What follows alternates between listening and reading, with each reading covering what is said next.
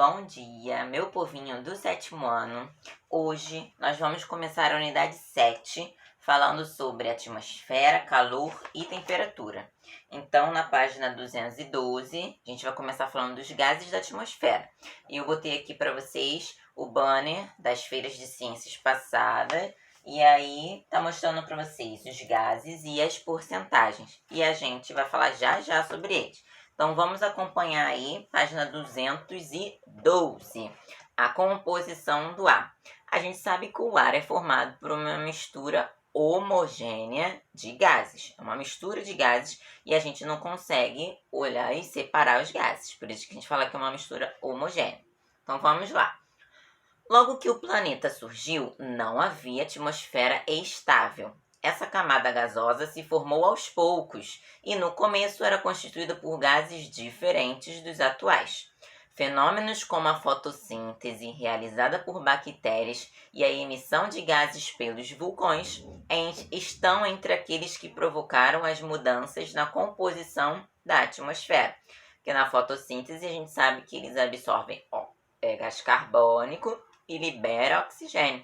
Então, com o aparecimento dos seres fotossintetizantes, oxigênio foi sendo lançado para a atmosfera. E assim, outras coisas acontecendo, né, como a emissão dos gases pelos vulcões também, enxofre e outros gases, foi modificando a composição dos gases da atmosfera.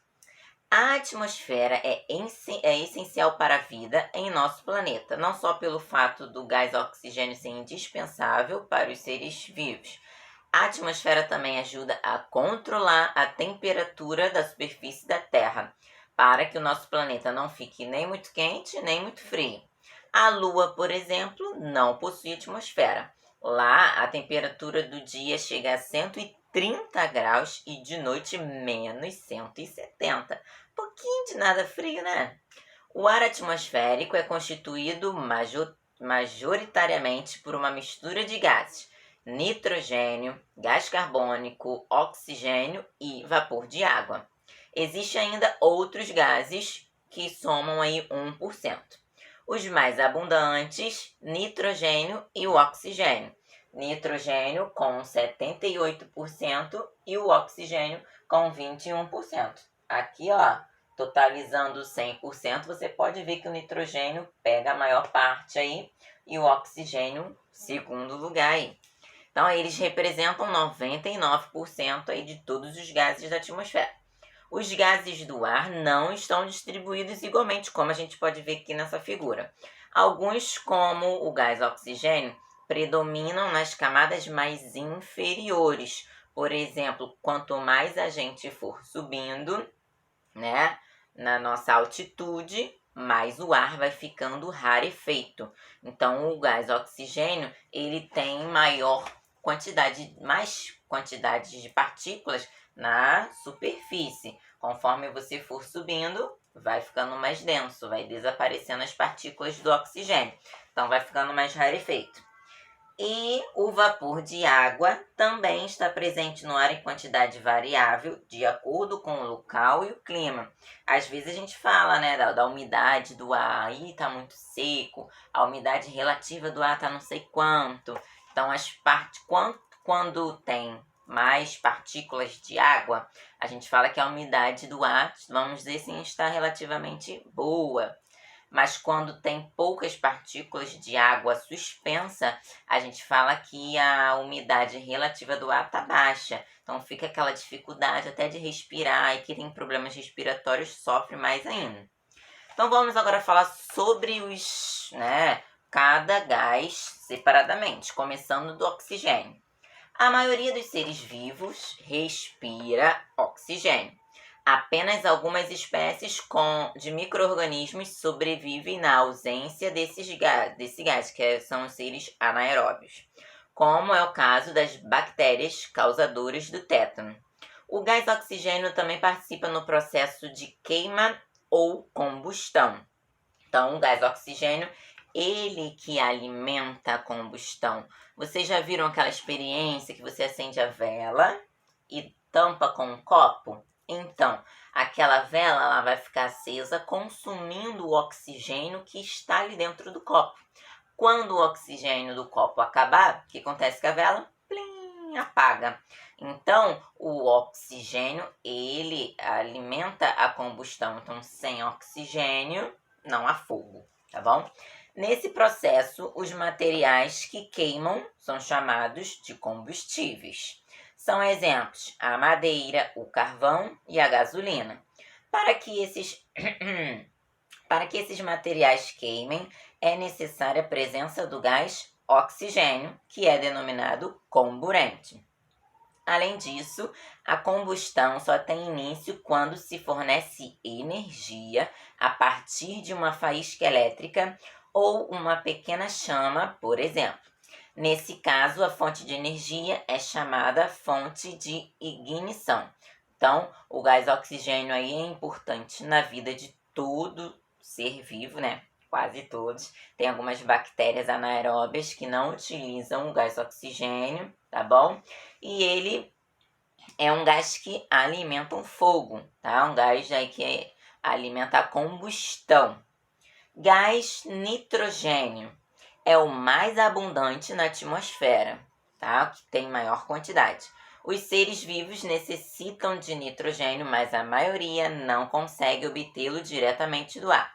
Alguns organismos são capazes de transformar o gás nitrogênio em substâncias que as plantas absorvem pelas raízes. Ao se alimentar dessas plantas, os animais obtêm o nitrogênio que precisam. Agora que você vê, 78% do gás que tem na atmosfera é nitrogênio. E nós, seres vivos, não temos a capacidade de absorver o gás nitrogênio como está na sua forma aí molecular atmosférica. Então, o que acontece? Existem algumas bactérias, tá, que ficam lá nas raízes das plantas das leguminosas, que elas são chamadas de bactérias fixadoras de nitrogênio. Elas pegam esse nitrogênio e transformam em compostos nitrogenados. Vamos dizer que elas quebram as moléculas de nitrogênio em moléculas em partículas menores. E aí as plantas absorvem, aí sim elas conseguem absorver esse nitrogênio. E aí, o que acontece? A gente vai fazer o quê? Vai comer as plantinhas. Então, a gente vai pegar, a gente vai consumir esse nitrogênio que o nosso corpo também precisa através da nossa alimentação, porque nós não conseguimos absorver o nitrogênio na forma atmosférica como ele está. A gente respira o nitrogênio junto no ar e libera também a mesma quantidade de nitrogênio. O nosso corpo não utiliza, entendeu? A gente respira e bota para fora. Nós só conseguimos incorporar o nitrogênio através da alimentação, tá bom? Os seres humanos, não conseguem obter o gás nitrogênio diretamente do ar, porque ao contrário do gás oxigênio, ele não é absorvido nos pulmões. Quando respiramos o gás oxigênio se liga a uma substância que está presente no sangue, que é a hemoglobina, e é levado por todo o nosso organismo. O gás nitrogênio não se liga a nenhuma substância, portanto, não é absorvido pelos pulmões. O nitrogênio é um material muito estável, tá? Isso significa que ele não se combina facilmente com outros materiais. Ainda assim, ele pode ser transformado, por exemplo, quando é convertido em nutrientes por micro-organismos, no caso, as bactérias fixadoras de nitrogênio. Vamos para o gás carbônico. Está presente em pequena quantidade na atmosfera, 21%, mas é importantíssimo na vida do planeta. Com a água e a luz, ele é usado na produção de alimentos pelos seres fotossintetizantes. Quem faz fotossíntese absorve gás carbônico. Além disso, é responsável por reter parte do calor na atmosfera, no fenômeno natural conhecido como efeito estufa, que mantém as temperaturas atmosféricas dentro dos limites adequados para a existência da vida. Ele também é produto da respiração dos seres vivos. Então, quando nós respiramos oxigênio, nós liberamos gás carbônico. Então, é resultado da respiração dos seres vivos. tá bom? E o gás carbônico também é resultado da combustão. O oxigênio alimenta a combustão e quando está queimando as coisas, o que é liberado, né? Quando queima combustíveis fósseis, né? O que é liberado é o gás carbônico. Por isso que a gente fala que quanto mais a gente desmatar, quanto mais queimar coisas, né? Até mesmo as plantações, as florestas, mais gás carbônico sobe para a atmosfera. E tudo em excesso, né, não é bom. Por isso que tá esse aumento do efeito estufa. O efeito estufa é um processo natural, tá bom? Para que a Terra mantenha aquela temperatura aquecida, para manter a vida apropriada ali. Só que o homem está intensificando o efeito estufa. Ele já existia, ele é natural. Só que o homem está intensificando e a Terra está ficando mais quente, porque muito mais gases estão indo para a atmosfera, principalmente aí o gás carbônico e o metano, que são os dois principais aí do aumento do efeito estufa. Então vamos continuar. Vapor de água. Ajuda a regular o clima por meio do ciclo da água. Sua quantidade varia de acordo com o clima de cada lugar e das condições do tempo em determinado momento. Algumas regiões do planeta, como a floresta amazônica, apresentam altos índices de umidade relativa do ar. Por quê? Porque tem muitas partículas de água presente, tá, no ar. E chuvas quase o ano todo. Já outras são bem secas, como o sertão nordestino e os desertos. Claro, não tem plantas, né, para estar fazendo essa transpiração, então é mais seco. A umidade relativa do ar está relacionada com a quantidade de vapor que está suspenso nele. Quando essa quantidade de vapor diminui, podemos sentir que o ar está mais seco. A baixa umidade provoca secura nas vias aéreas e nos olhos e pode fazer as pessoas apresentarem problemas alérgicos e respiratórios.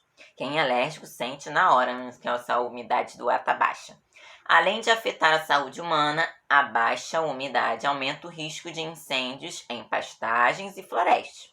O nível de umidade do ar também interfere na sensação térmica. Você sente que está mais calor. Como o nosso corpo reage à temperatura do ar. Quando a umidade é maior, sentimos mais calor em dias quentes e mais frio em dias frios.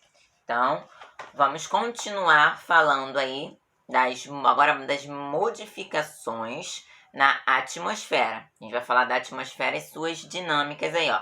Ações humanas alteram a composição da atmosfera. O que o homem não mexe, né? O que ele não altera?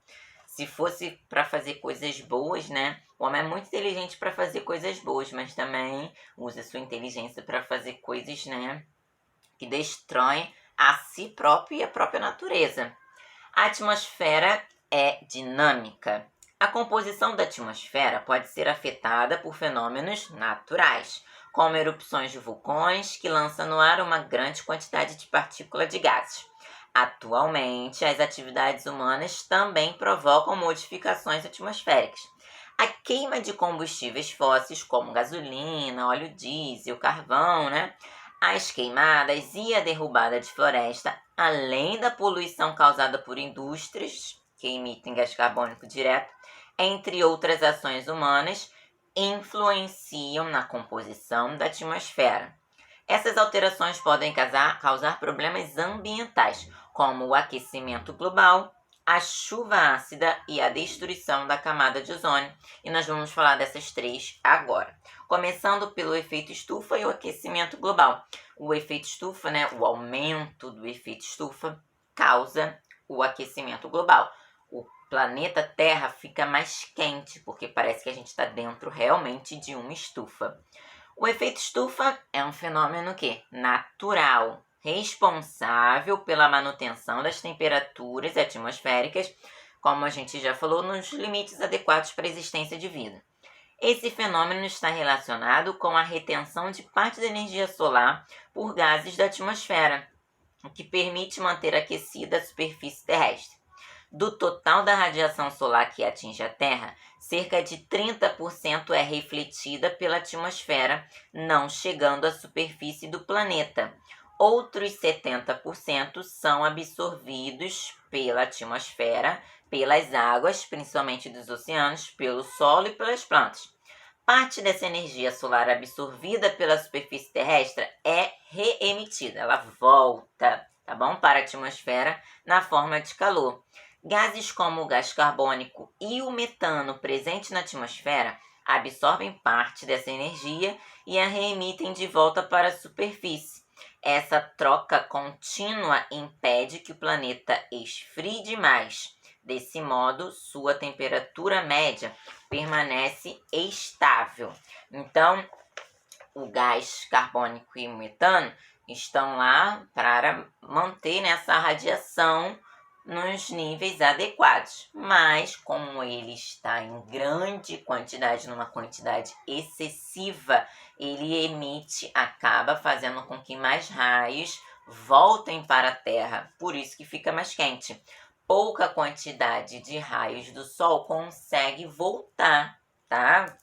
Para o espaço, sair da atmosfera. Então, é como se ela ficasse retida aqui mesmo. Então, entra 70% e só sai, vamos dizer, 20%. Olha aí. Então, vai ficando cada vez mais quente.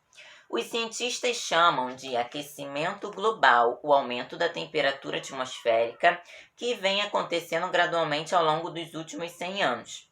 O aquecimento global é causado pela intensificação do efeito estufa em consequência do aumento da quantidade de gás carbônico e metano jogado aí para a atmosfera, que a gente chama de gases do efeito estufa. Diversos estudos e evidências indicam que os seres humanos, com certeza, né? Não são outras coisas, né? São responsáveis, em certa medida, pelo aquecimento global. Muitas atividades humanas liberam grandes quantidades de gases do efeito estufa para a atmosfera, alterando sua composição e aumentando a retenção de calor. Olha aí a figura que vocês podem ver na 216. Os raios do Sol entrando, ó. Parte da radiação solar que chega à Terra não entra, ela volta, número 1. Depois, número 2. 70% da energia solar atinge a superfície terrestre e é absorvida pelo Sol, pelos rios e pelas plantas. 3. Uma parte dessa energia volta para a atmosfera. A outra é refletida de volta para a superfície terrestre, mantendo a temperatura média do planeta. 4. O desmatamento e a construção de grandes centros urbanos, com indústrias e meios de transporte que queimam combustíveis fósseis, aumentam a concentração dos gases do efeito estufa na atmosfera. Mais energia é retida na superfície do planeta, causando o aquecimento global. 5. O gás metano, um dos principais gases do efeito estufa, é emitido para a atmosfera pela decomposição dos resíduos em aterros sanitários e lixões, decomposição da matéria orgânica submersa em represas hidrelétricas e pelas criações de animais. A gente fala que a pecuária também contribui para o aumento do efeito estufa, porque no pum do gado, gente, não é do gato não, no pum do gado, né, dos animais ruminantes, eles liberam metano. Então, a gente fala, né, que a criação de animais, a pecuária, também contribui para o aumento do efeito estufa. Mas como é que a gente vai impedir do gado soltar pum, né? Coitado, não dá pra dar uma rolha ali. Então, a gente precisa diminuir a quantidade de metano que nós liberamos para a atmosfera e gás carbônico também. E deixa lá, gente, as vacas soltarem o pum dela, que aí não vai ter problema nenhum, né? Continuando. O aquecimento global tem várias consequências. Algumas já podem ser observadas e medidas pelos cientistas, como a elevação do nível médio dos oceanos e uma incidência maior dos eventos climáticos extremos, como verões muito quentes ou invernos muito frios. Então, as geleiras estão descongelando, o nível do mar está subindo e muitas cidades litorâneas já estão desaparecendo. A queima de combustíveis como carvão, lenha, gás, álcool, gasolina, óleo diesel produz gás carbônico. mas dependendo da origem do combustível, ele pode ter maior efeito sobre o aquecimento global. O álcool combustível ou etanol é produzido a partir da cana-de-açúcar, a gente chama de biocombustível. Durante o processo de crescimento da cana, ela faz fotossíntese. Como já vimos, a fotossíntese retira gás carbônico do ar. Quando o etanol é queimado, o gás carbônico liberado corresponde em parte ao que foi retirado da atmosfera pela cana ao fazer a fotossíntese. Então, não adianta grande coisa, né? Eles, na fotossíntese, retiram gás carbônico do ar, mas quando eles queimam o etanol, é liberado o gás carbônico de volta para a atmosfera. O carvão mineral e os derivados do petróleo, gás, gasolina, óleo diesel, querosene para aviões, têm origem no subsolo e foram formados há milhões de anos. O uso deles adiciona gás carbônico na atmosfera sem ocorrer uma retirada recente desse gás. Já a lenha e o carvão vegetal vêm de florestas, onde até mesmo árvores centenárias são derrubadas para obtê-los. Caso as plantas utilizadas para fazer esse combustível não sejam substituídas por outras, não há retirada de gás carbônico da atmosfera, apenas o acréscimo. No caso do etanol, o processo do plantio da cana e produção do álcool gera o gás carbônico, mas comparando essa quantidade de gás carbônico com aquela produzida pela queima do carvão ou dos derivados do petróleo, o etanol continua sendo muito menos prejudicial para o aquecimento global do que esses outros. As queimas também produzem gás carbônico. Então, tudo que está queimando está produzindo gás carbônico. Coitado, né? Então, o Pantanal aí está queimando desde o começo do ano, haja gás carbônico para a atmosfera, né? Como um agravante, né, o desmatamento causado faz com que grandes áreas que antes retiravam gás carbônico da atmosfera para a fotossíntese deixem de existir. Quanto mais florestas, quanto mais vegetal, mais é a quantidade de gás carbônico que está sendo retirada da atmosfera e maior é a quantidade de oxigênio que está sendo purificado pela fotossíntese, tá bom? O melhor caminho para evitar o aumento do aquecimento global é a diminuição aí do consumo de energia. Portanto, priorizar o uso de transporte coletivo, mas para isso eles têm que também fazer uns transportes coletivos de qualidade, né? Não o povo andar igual uma sardinha, tudo enlatado, né? Fazer pequenos trajetos a pé ou a bicicleta, não deixar luzes acesas, não demorar no banho, várias atitudes de inteligência, né, para conservar o meio ambiente. Mas não estamos falando só da energia elétrica que usamos em casa ou do combustível queimado nos veículos. Por trás de todos os produtos que consumimos, há um gasto de energia. Evitar o uso de embalagens desnecessárias e descartáveis, usar sacolas reaproveitáveis e não fazer compras por impulso também contribui para a resolução do problema. Então, a gente tem que parar de usar também, né, essas sacolas de plástico e o ambiente agradece, né? Usar as retornáveis mesmo. É claro, devemos cobrar do poder público a fiscalização contra queimadas e desmatamento. O incentivo ao uso de fontes de energia menos poluentes, né, como energia eólica, energia hidrelétrica. A eólica é a que produz menor quantidade de gases, né? Quase nada para a atmosfera. Então, se pudéssemos ter e a solar também, maravilhosa, né? Então, quanto mais pudesse, né, ter nas casas, né, aquelas placas de energia solar, então o mundo ia ficar bem melhor, né? Menos coisas poluentes iria para a atmosfera. Vamos para a chuva ácida. A atividade industrial e a circulação de veículos, além de outras ações humanas, liberam poluentes na atmosfera, como nitrogênio e enxofre. Esses gases combinam com o vapor de água e o gás oxigênio e formam as chuvas ácidas, que dissolvidas na chuva originam substâncias ácidas, que dissolvido na chuva formam a chuva ácida.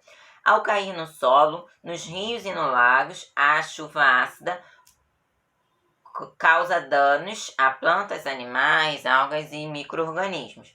O problema de chuva ácida afeta intensamente regiões mais industrializadas. Então, a chuva ácida acontece em lugares que são mais poluídos, né? Onde tem mais indústrias. Então, a quantidade de gases que estão suspensos no ar é bem maior. E aí, combinam-se lá com o hidrogênio e aí forma aí o dióxido de enxofre, o dióxido de nitrogênio, que vai produzir a chuva ácida.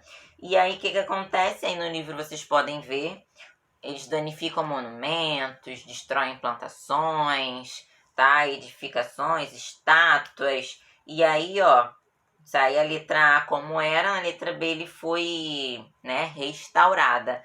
Então, a chuva ácida, ela corrói aí os monumentos e vai destruindo realmente as plantações.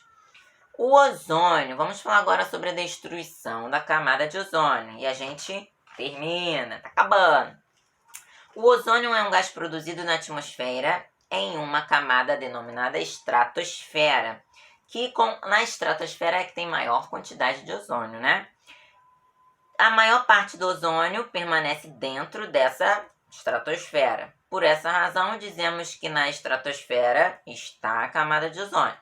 A camada de ozônio é importante porque absorve boa parte dos raios ultravioletas que vêm do Sol, impedindo-os de chegar à superfície da Terra. Essa radiação é emitida pelo Sol e pode afetar o material genético das células. O excesso de raios ultravioletas pode causar, por exemplo, câncer de pele, enfraquecimento do sistema imune e catarata, uma doença dos olhos, por isso esses raios devem ser evitados. Então, quanto maior, né, for a quantidade de raios ultravioletas entrando na atmosfera e as pessoas ficarem expostas ao sol, maior é o risco de ter câncer de pele. E os bichinhos também, os ursos polares, eles acabam ficando cego, porque aquela luz bate no gelo e vai para os olhos dos bichinhos e eles são muito sensíveis, então eles acabam ficando cegos, né? Acaba tendo catarata. Há alguns anos descobriu-se que sobre o continente antártico, que é o lugar mais afetado pela destruição da camada de ozônio, uma região na qual a concentração de ozônio na estratosfera é muito menor do que em outras regiões do planeta. Esse fenômeno é chamado de redução da camada de ozônio. Acredita-se que essa redução tenha acontecido por causa da liberação de determinados gases para a atmosfera. Hoje, né, eles falam que o gás que destrói a camada de ozônio é o clorofluorcarbono, tá bom? Então, clorofluorcarbono é o gás aí responsável pela destruição da camada de ozônio. Os veículos de comunicação costumam chamar a redução da camada de ozônio de buraco na camada de ozônio. No entanto, não podemos considerá-la um buraco, pois o ozônio nessa região não foi totalmente destruído. Esse problema ambiental exigiu a adoção de algumas reformas políticas e econômicas que ajudaram a reduzir a emissão de gases poluentes. Por meio de acordos internacionais, os países criaram leis que obrigaram as indústrias a substituir os gases que destruem a camada de ozônio por outro que não provocam esse efeito nocivo. Antigamente, gente, era outro gás, né, que falavam que destruía a camada de ozônio. E aí substituíram esse gás pelo clorofluorcarbono, né? Refrigerações, geladeira, ar-condicionado. Aí passaram-se anos, aí agora é esse gás, o clorofluorcarbono, que é o responsável por destruir a camada de ozônio. Então a gente tem vários, né, até mesmo cientistas que falam que é mais vamos dizer assim, uma jogada, né? E porque agora eles têm que substituir o clorofluorcarbono por outro. Então, todas as geladeiras, ar-condicionados, esses aerossóis, eles têm que usar outro produto. E que produto, que gás é esse? É um gás aí que eles vão falar. E aí, todo mundo vai ter que substituir por esse gás. E ó, quanto dinheiro que não vai dar. E aí daqui a, vamos dizer, 30, 40 anos, esse gás vai ser também o novo causador da destruição da camada de ozônio. E aí vão ter que substituir por outro e assim vai. E assim vai. Estudos recentes indicam que a camada de ozônio está se recuperando. Os pesquisadores acreditam que se a taxa de recuperação for mantida, até a metade do século, a camada de ozônio poderá voltar aos níveis dos anos 80, tá bom? Gás ozônio próximo à superfície terrestre. Embora a presença do gás ozônio na estratosfera proteja os seres humanos da radiação ultravioleta próxima da superfície terrestre, ela causa danos à saúde, como irritação nos olhos e agravamento das doenças respiratórias. O gás ozônio, nesse caso, é o que se forma durante a queima dos combustíveis nos motores dos veículos. Portanto, áreas urbanas com trânsito intenso são as mais afetadas por esse poluente. Medidas para diminuir o tráfego, como o incentivo do uso do transporte público e a substituição do carro pela bicicleta, por exemplo, contribuem para a diminuição da emissão do gás ozônio próximo à superfície terrestre. Aí não falou, né, do clorofluorcarbono, mas o clorofluorcarbono é o principal responsável pela destruição da camada de ozônio. E finish! Encerramos nossa aula sobre a composição aí do ar, da atmosfera. Vimos os gases que compõem o ar, suas porcentagens e os problemas também ambientais que o excesso de alguns gases podem causar no nosso planeta e na vida dos seres humanos também, tá bom? Então, vou deixar um exercício para vocês e a gente conversa já já no Meet, tá bom? Então, um grande beijo para vocês. Qualquer dúvida, anotem, tá bom? Tchau, tchau!